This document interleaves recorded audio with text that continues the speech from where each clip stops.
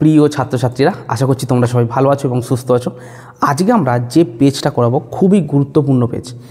এই পেজটা তোমরা মনোযোগ সহকারে দেখো। এই পেজে শর্ট কোশ্চেনের অঙ্কগুলো কিন্তু খুবই ভালো ভালো অঙ্ক আছে এবং আননোন টাইপের অঙ্ক আছে, যেগুলো করতে গেলে তোমাদের কিন্তু আটকাবে। তাই মনোযোগ সহকারে খাতাটা খোলো এবং ভিডিওটা দেখতে থাকো এবং যেভাবে করাবো সেভাবে তোমরা করতে থাকো। এবং আরেকটা কথা, যারা চ্যানেলে নতুন আছো অবশ্যই চ্যানেলটিকে সাবস্ক্রাইব করে ভিডিওটিকে লাইক করবে এবং প্রচুর পরিমাণে বন্ধুদের মধ্যে শেয়ার করবে। আশা করছি এই ভিডিওটা 3K ভিউজ হওয়া মিনিমাম দরকার। ঠিক আছে, চলো।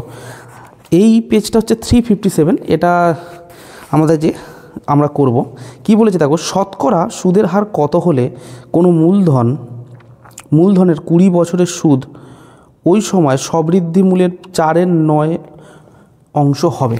ঠিক আছে, চলো করা যাক অঙ্কটা। তাহলে এইখানে আগে বুঝতে হবে, আমরা আসলটাকে x ধরে নিই,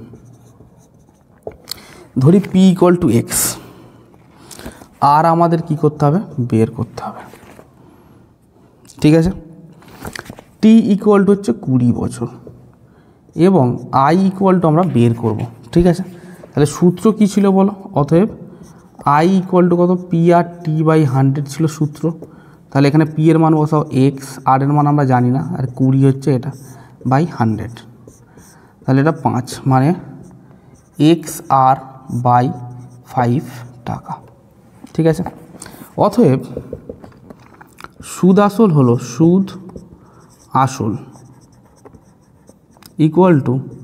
xr/5 প্লাস x টাকা।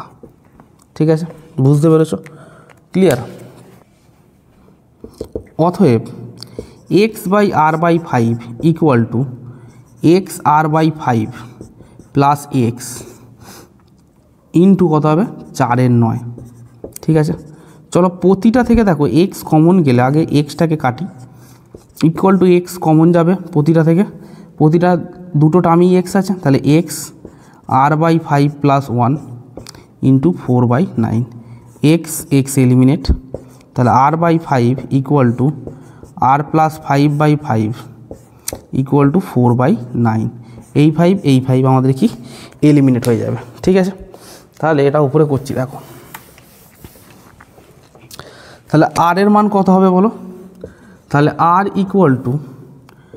r plus 5 into 4/9। 9টা কোথায় আছে, হরে আছে, তাহলে এদিকে নিয়ে চলে আসো। 9r 4 into r plus 5, 9r 4r plus 20।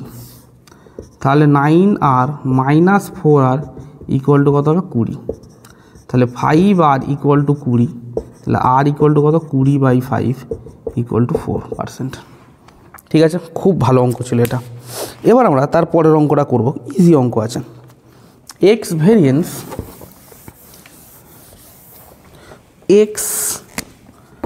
Variance cube root of y। তাহলে এটাকে যদি ভাঙি, x k, কিউব রুট মানে কত, y⁻1/3, হ্যাঁ কি না? তাহলে এইখানে দেখো ভালো করে বুঝবে, এই দিকের পাওয়ার 1/3 এদিকে আসলে 3 হয়ে যায়। তাহলে এইটাকে এরকমভাবে লেখো তো, k y⁻1/3 x, একটু ভেঙে করছে। তাহলে y⁻1/3 x/k। তাহলে y x/k তার কত হবে, হোল কিউব।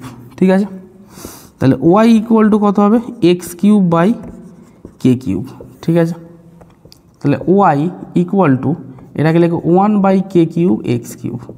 এটাকে একটা কিছু ধরে নাও, আমি p ধরে নিলাম, হ্যাঁ, x³। তোমরা এইখানে যেখানে আমরা k লিখেছি এখানে লিখবে, তার পাশে ঠিক লিখবে অশূন্য ভেদ ধ্রুবক, হ্যাঁ কি না? k হলো অশূন্য কি ভেদ ধ্রুবক, তেমন এখানে p হলো p = 1/k³ অ্যান্ড p হলো অশূন্য ভেদ ধ্রুবক। তাহলে এটা কি লিখতে পারি, y ভেরিয়েন্স x³। ক্লিয়ার? ওকে, এবার আমরা তারপরের অঙ্কটা করব, খুব ভালো অঙ্ক। এখানে প্রতিটা অঙ্ক কিন্তু দারুণ অঙ্ক আছে। দেখো তারপরের অঙ্ক ট্রিপল ABCD বর্গক্ষেত্র।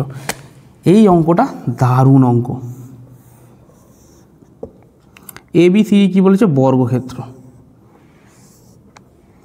ABCD। হলো কি বর্গক্ষেত্র, এবং বর্গক্ষেত্রের মধ্যে পি একটি বিন্দু, মানে ধরে নাও এটা একটা পি বিন্দু। বলেছে যে এপিবি হলো সমবাহু ত্রিভুজ। ত্রিভুজ এপিবি হলো, লিখে লিখে করছি, একটু তোমরা মনোযোগ সহকারে টুকবে, সমবাহু ত্রিভুজ। মানে সমবাহু ত্রিভুজ হলে অ্যাঙ্গেল এপিবি কত হবে? 60 ডিগ্রি, হ্যাঁ কি না? আর আমাদের কি বের করতে বলেছে? সিপিডি। সিপিডি মানে এই কোণটা আমাদের বের করতে। ছবিটা এরকম হবে না, ছবিটা একটু চেঞ্জ হবে, ভালো করে বুঝবে। যদি এই কোণটা যদি 60 ডিগ্রি হয়, তাহলে এই কোণটাও কত হবে? 60 ডিগ্রি, ঠিক তো? কিন্তু ভেবে দেখো, বর্গক্ষেত্রের ক্ষেত্রে এই পুরো কোণটা কত হয়? 90 ডিগ্রি। তাহলে এইখানে বলতে পারি পিএডি বা ডিএপি, তাহলে কত হবে? 90 degree minus 60 degree equal to কত হবে? 30 ডিগ্রি, ঠিক তো? ভালো করে বুঝবে এবার। যদি বোঝো এই এপি বাহু ইকুয়াল টু লিখতে পারি এবি বাহু। কেন? কারণ এ সমবাহু ত্রিভুজ, তো সমবাহু ত্রিভুজের অ্যাঙ্গেল সমান হবে, তেমনই কী হবে? বাহুর দৈর্ঘ্য সমান হবে। তাহলে এখান থেকে বলতে পারি যে এই যে বাহুটা এপি যা হবে এবি সেম হবে। সিমিলারলি কত হবে বলো? ডিপিও কী হবে? সেম হবে। সিমিলারলি কত আর কে সেম হবে? বিপিও যা সেম হবে, পিসিও কী হবে বলো? বা সিপিও কী হবে? সেম হবে। তাহলে এই দুটো ত্রিভুজের এই বাহুটা সমান হয়ে যাচ্ছে, বুঝতে পারছো? হ্যাঁ কি না? দেখো এটা যা হবে এটাও সেম হবে, তেমনি এপি যা হবে, সিমিলারলি ডিএও কী হবে? ডিপি সেম হবে না, একটু ভুল করলাম, এ ডিও সেম হবে, ঠিক আছে?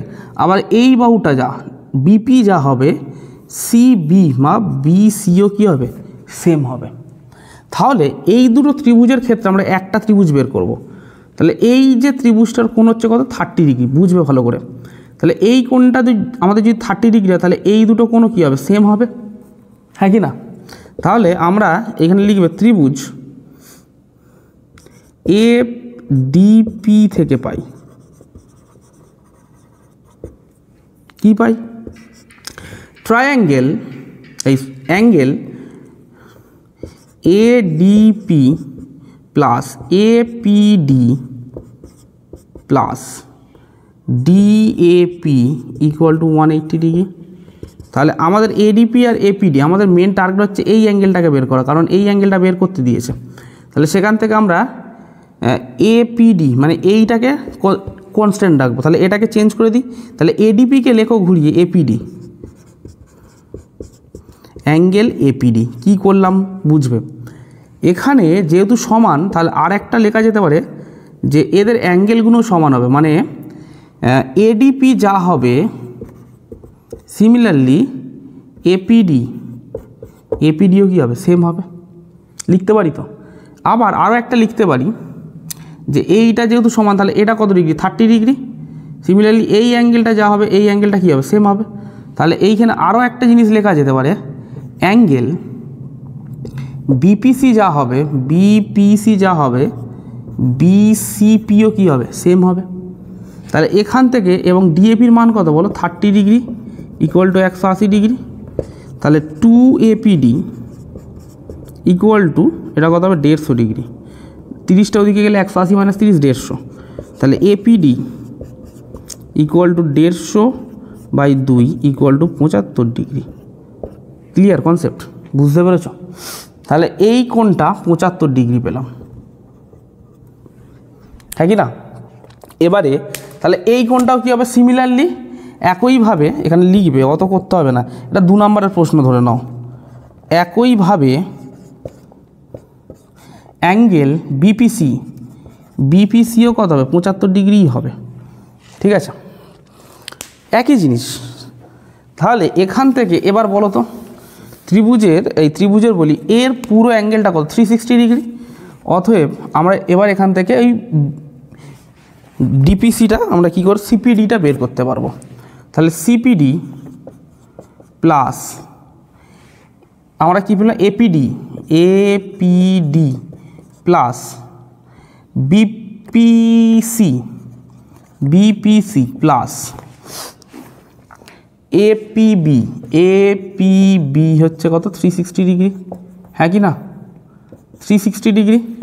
তাহলে এটা সিপিডিকে রেখে দাও, এটা 75 ডিগ্রি, এটাও 75 ডিগ্রি, আর এটা কত হবে 30 ডিগ্রি ইকুয়াল টু 360 ডিগ্রি।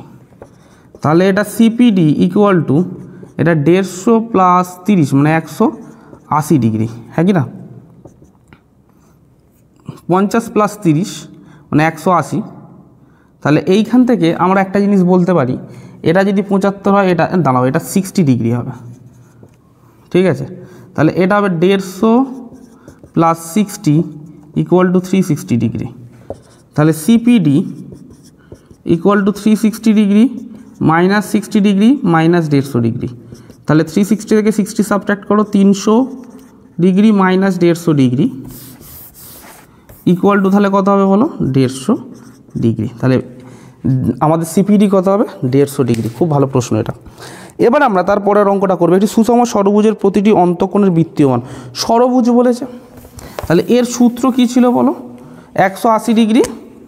তাহলে অন্তঃকোণের মান হলো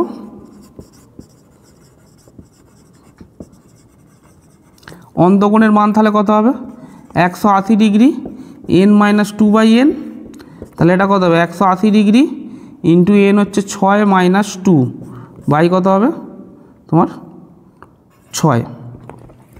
তাহলে এটা করলে কত হবে 180 ডিগ্রি 3 6 18 মানে 30 ডিগ্রি, 30 গুণ 4 3 4 12 মানে 120 ডিগ্রি হবে।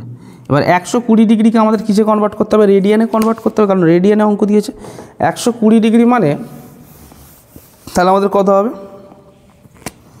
ইকুয়াল টু ওর পাশেই করবে, মানে এখানে ইকুয়াল টু দিয়ে করবে 120 pi by pi C by 180।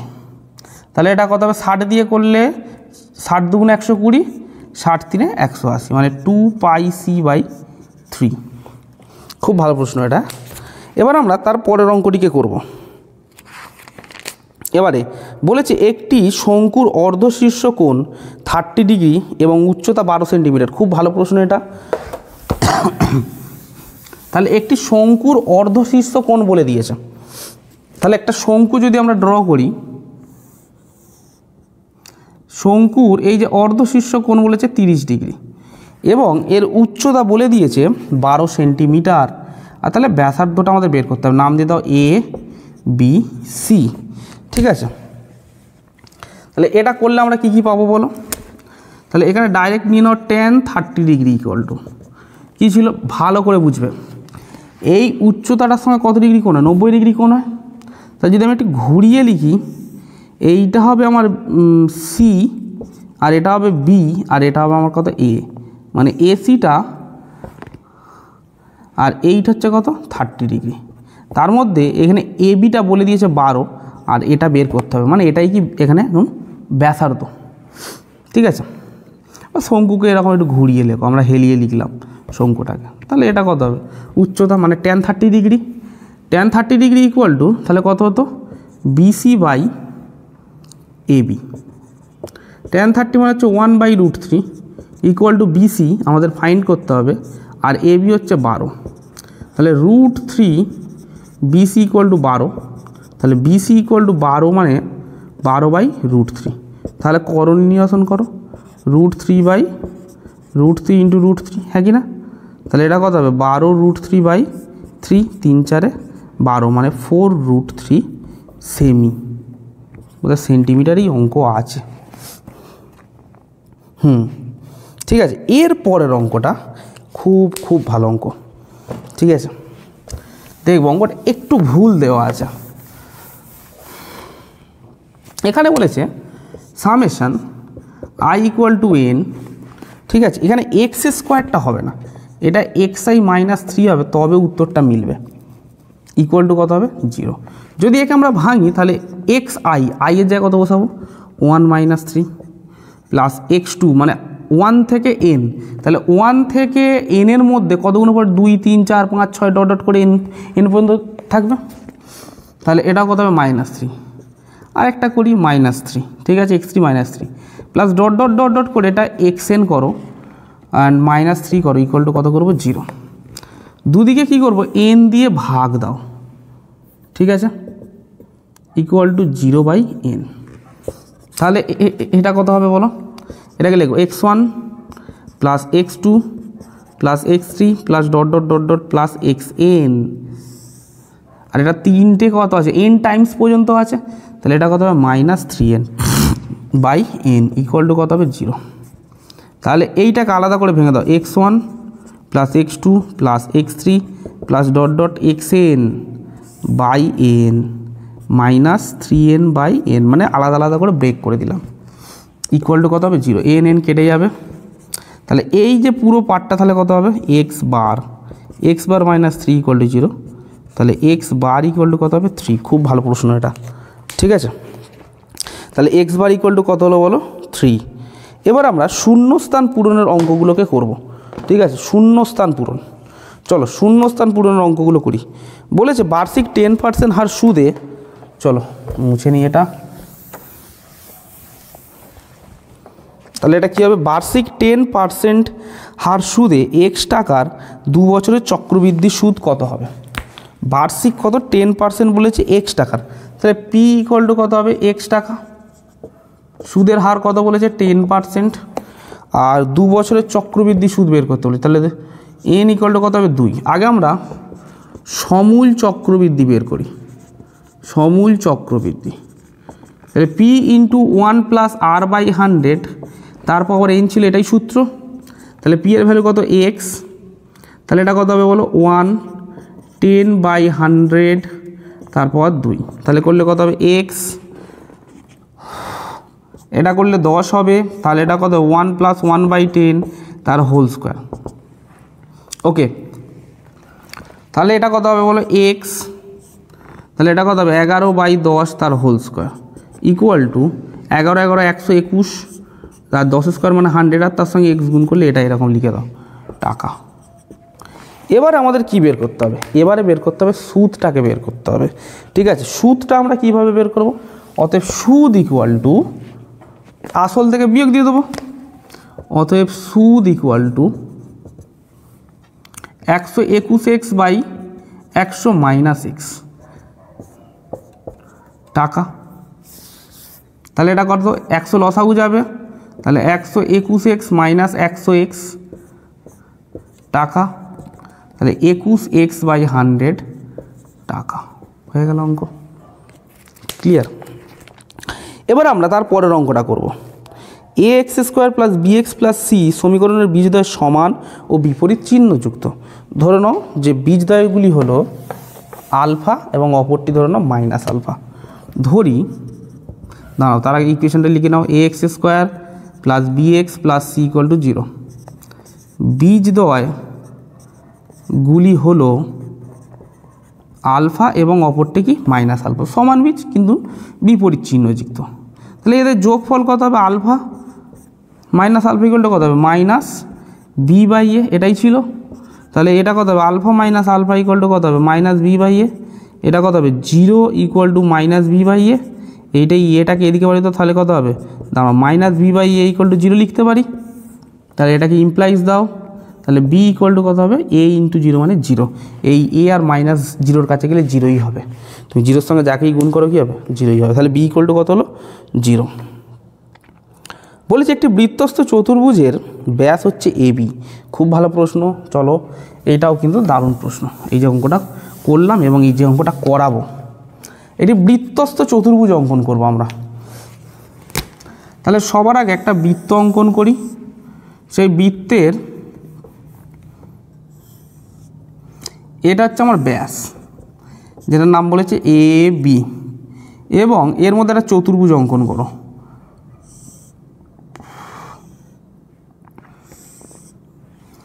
AB এটার নাম দাও C, আর এটার নাম কত দেবো D। বলেছে যে ACD 50 ডিগ্রি, ACD কত বলেছে বলো 50 ডিগ্রি।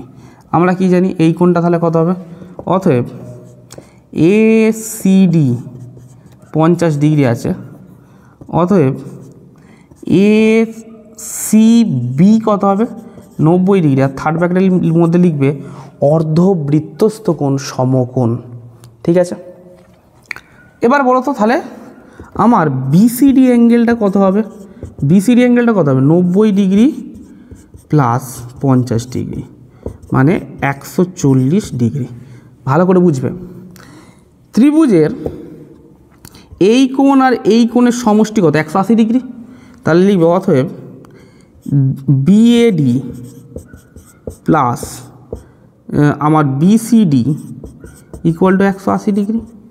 তাহলে আমাদের বের করতে হবে কাকে? BAD equal to 180 degree minus কত হবে?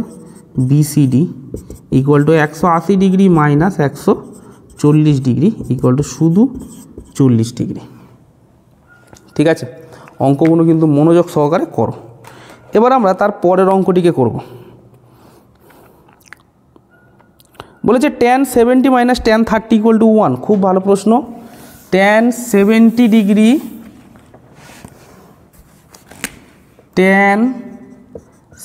Degree minus tan 30 degree equal to 1। চলো এটা করা যাক। তাহলে tan 70 degree equal to 1 plus tan 30 degree লিখতে পারি তো? তাহলে 1 প্লাস tan 30 মান কত? 1/√3। তাহলে এটা কত হবে? tan 70 ডিগ্রি লেখা যেতে পারে তো? তাহলে এটা করলে কত হবে? √3 লসাগু যাবে, √3 প্লাস 1 হবে।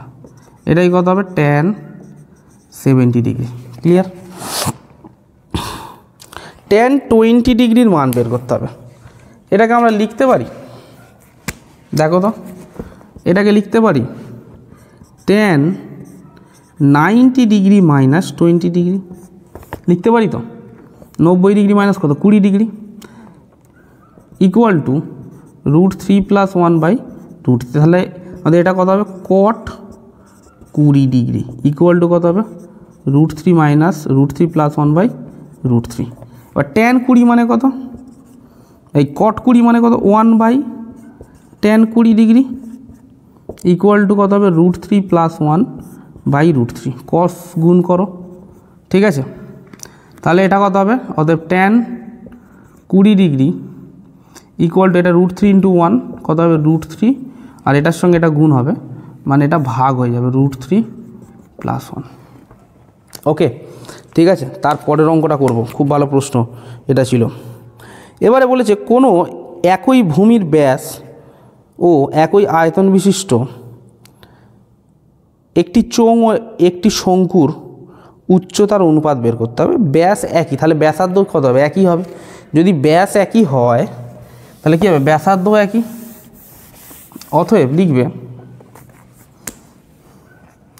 চোঙ ও শঙ্কুর ব্যাসার্ধ হলো r একক। ওকে, এবং ধরি চোঙ ও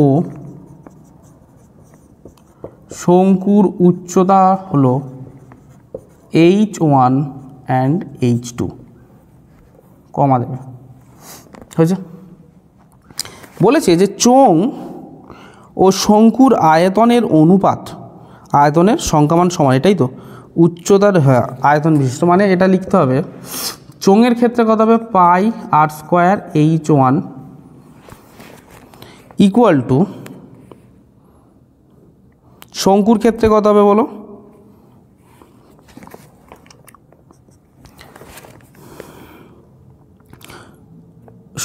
শঙ্কু মানে কত? 1/3 πr² h2।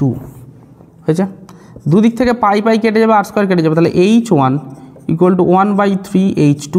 তাহলে h2 এদিকে গুণ আছে, এদিকে আসলে কী হয়ে যাবে বলো? ভাগ হয়ে যাবে, ইকুয়াল টু 1/3। তাহলে h1 অনুপাত h2 ইকুয়াল টু 1:3।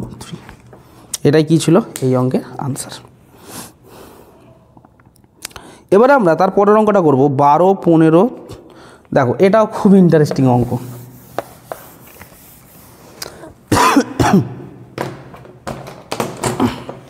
কি বলেছে দেখো, 12, 15, 11, 13, 18, 11, 13, 18, তারপরে কত আছে? 11, 13, 12, 13, 11, 13, 12, 13। তাহলে এটা ছোটো থেকে বড় হিসেবে সাজাই। 11, 12 12 দুটো 12 আছে, তারপরে 13 13 13 একটা দুটো তিনটে হয়েছে, তারপরে কত হবে 15 আর এটা 18। তাহলে এদের মধ্যমা কত হবে বলো, একটা কাটো, এইটা এইটা এইটা এইটা এইটা এইটা, তাহলে এদিকে 4টে, আমি কিছু একটা ভুল টুকেছি, দাঁড়াও 1 সেকেন্ড চেক করে নিই। 12 15 11 13 18 11 13 12 13, এখানে কটা নাম্বার, একটা দুটো তিনটে চারটে পাঁচটা ছটা সাতটা আটটা নটা, একটা দুটো তিনটে চারটে পাঁচটা ছটা সাতটা আটটা, আটটা মানে এখানে একটা কিছু একটা হবে, তার মানে 12 11 11 দুটো আছে। তাহলে এই দেখো এটাকে আমি আবার একবার করি, তাহলে 11 আছে তোমার দুটো, 12 আছে দুটো, 13 আছে তিনটে, 15 আছে একটা, আর তাহলে তোমার 18, একটা দুটো তিনটে চারটে পাঁচটা ছটা সাতটা আটটা নটা, তাহলে এটা এটা কেটে যাবে, এটা এটা কেটে যাবে, এটা এটা কেটে যাবে, এটা 13, তাহলে মধ্যমা কত হবে 13। এবং সংখ্যাগুরু মান,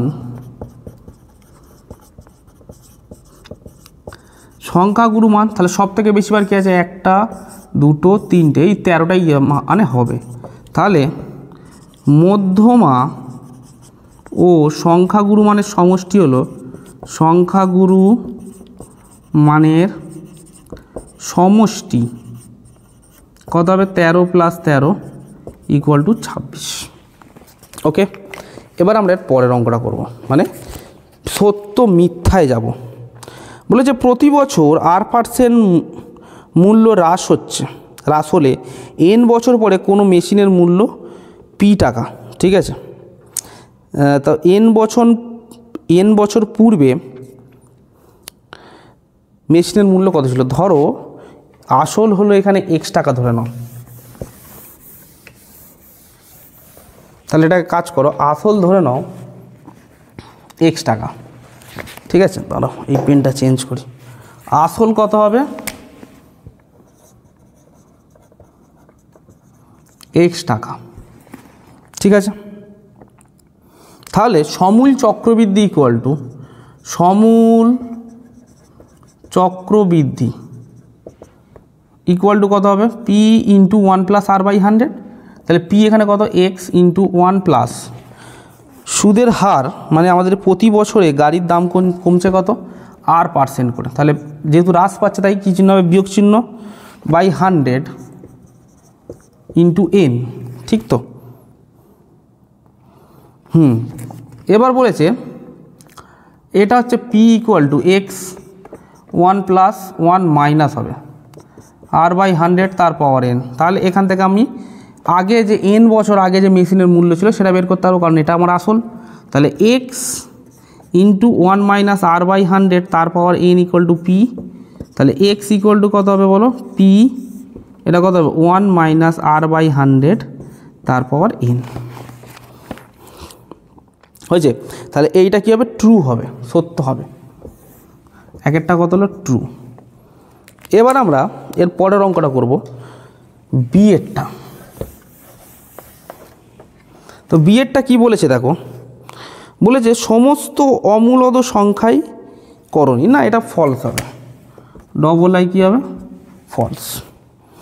ট্রিপল-i অঙ্কটা বলেছে পিথাগোরাসের উপপাদ্য যে কোনো ত্রিভুজের ক্ষেত্রে, না পিথাগোরাসের উপপাদ্য যে কোনো ত্রিভুজের ক্ষেত্রে প্রযোজ্য নয়, শুধুমাত্র কি সমকোণী ত্রিভুজের ক্ষেত্রে প্রযোজ্য। এরা বলেছে সব ত্রিভুজের ক্ষেত্রে প্রযোজ্য, না সম্ভব নয়। বলেছে সূর্যের উন্নতি কোণ 60 ডিগ্রি হলে পোস্টের দৈর্ঘ্য এবং ছায়ার দৈর্ঘ্যের অনুপাত গুরু অনুপাত হয়। খুব ভালো প্রশ্ন। পোস্টের দৈর্ঘ্য যখন, ভালো করে বুঝবে, 60 ডিগ্রি, সূর্যের উন্নতি কোণ 60 ডিগ্রি হচ্ছে, তাহলে এটা 60 ডিগ্রি, তাহলে এটা নাম দাও এ বি সি। অতএব tan 60 ডিগ্রি = কত হবে, AB/BC। তাহলে tan 60 মানে √3 = AB বাই কত হবে, BC। দেখো তো √3 নিচে কিছু নেই মানে কত আছে, 1 আছে, তো একটু ঘুরিয়ে লিখলেই বুঝতে পারবে। তাহলে এটাকে কি লিখতে পারি, AB = BC = √3 = 1।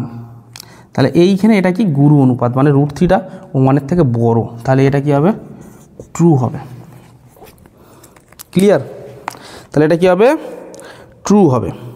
ভি এর একটি গোলকের বক্রতলের ক্ষেত্রফল এবং আয়তনের সংখ্যামান সমান হলে ব্যাসার্ধের দৈর্ঘ্য একক হবে, মানে একক মানে এখানে ধরে নাও 1 হবে। ঠিক আছে, চলো করা যাক, করলেই বোঝা যাবে।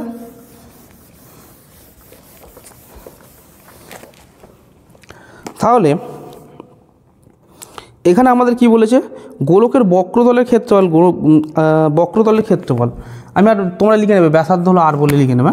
তাহলে বক্রতলের ক্ষেত্রফল কি 4πr² ইকুয়াল টু 4/3πr³। তাহলে দুদিক থেকে 4 কেটে যাচ্ছে, আর এটা কত পাই কেটে যাচ্ছে, তাহলে r² ইকুয়াল টু 1/3r³। তাহলে 3r² ইকুয়াল টু r³। তাহলে r³ ইকুয়াল টু 3r², একটু ঘুরিয়ে নিই, আর তাহলে এখান থেকে r³ minus 3r² equal to কত 0, করার দরকার নেই অত, আর কেটে দাও। তাহলে r ইকুয়াল টু কত হচ্ছে 3, কিন্তু বলেছে কত একক, তাহলে এটা কি হবে বলো ফলস হবে। ঠিক আছে,